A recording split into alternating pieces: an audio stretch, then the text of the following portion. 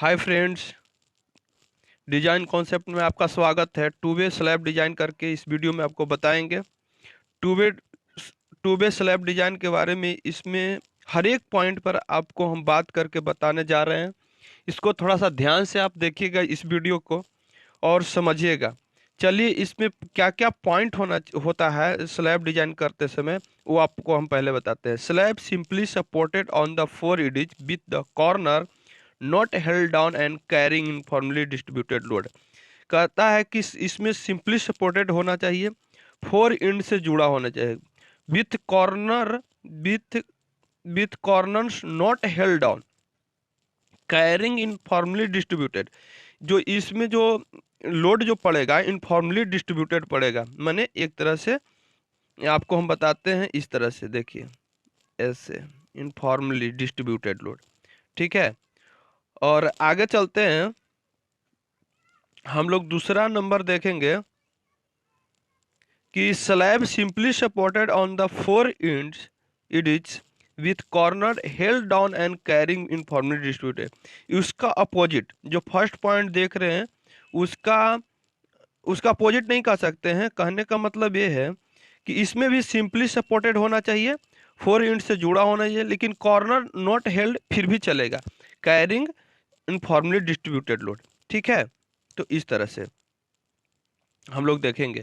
उसके बाद आते हैं स्लैब्स विथ इज फिक्स्ड और continuous and carrying informally distributed. कहता है कि इसमें कहता है क्या है कि आपका स्लैब जो हो, स्लैब और इडिज दोनों फिक्स्ड है, कंटिन्यूअस है और कैरी करता है इनफॉर्मली डिस्ट्रीब्यूटेड का, फिर भी हम लोग क्या करेंगे, इस स्लैब को डिजाइन करते हैं। इस इस इस तीनों पॉइंट को लेकर करके जितना भी अगर आता है तो हम लोग टू वे स्लैब डिजाइन करते हैं। और यहाँ पर चलते हैं, आपको आगे आगे चलते हैं, हम लोग कैसे करते हैं। उसके बाद आता है the analysis of to way slab be done by the flowing methods.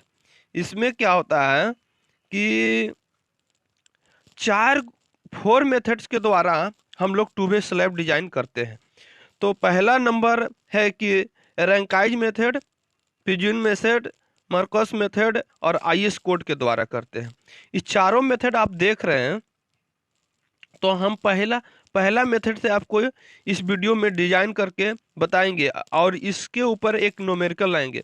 फिर उसके बाद आईएस कोड के द्वारा ये सब सब मेथड जो है सिर्फ जानकारी के लिए है, लेकिन हम लोग जो करते हैं यूज, वो आईएस कोड के द्वारा जो डिजाइन किया जाता है टू वे स्लैब डिजाइन, उसको ही आजकल हम लोग जो सेशन चल रहा है तो उसमें इसमें ही हम लोग लेकर के काम करते हैं। ठीक है, इस पर एक न्यूमेरिकल लाएंगे जो आपको सही ढंग से समझ में आएगा कि किस तरह से हम लोग two way design slab slab का डिजाइन करते हैं, वो भी देखेंगे।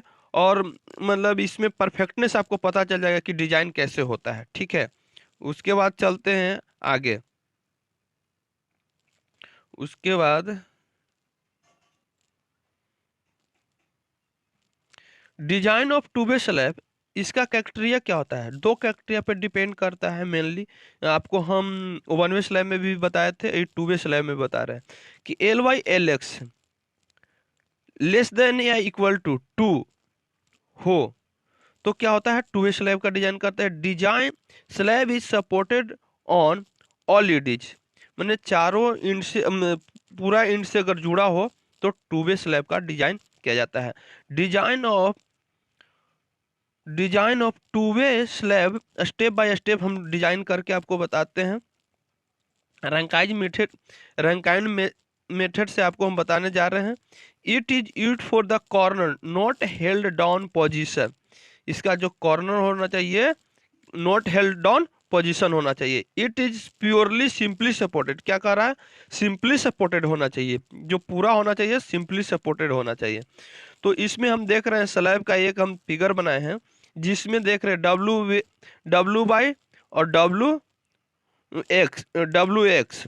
तो इसका जो है लोड जो होता है चारों तरफ क्या होता है, डिस्ट्रीब्यूट हो जाता है, बढ़ जाता है। किस तरह से बढ़ता है, जैसे ये आप देख रहे हैं स्लैब,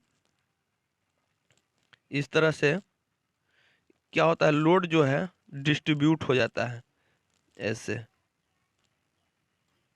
आगे हम दिखाएंगे कि किस तरह से होता है। इस तरह से क्या हो जाता है, बढ़ जाता है चारों तरफ, इसका यूनिफॉर्मली लोड जो है डिवाइड हो जाता है, बढ़ जाता है। ठीक है फ्रेंड्स, उसके बाद हम लोग देखेंगे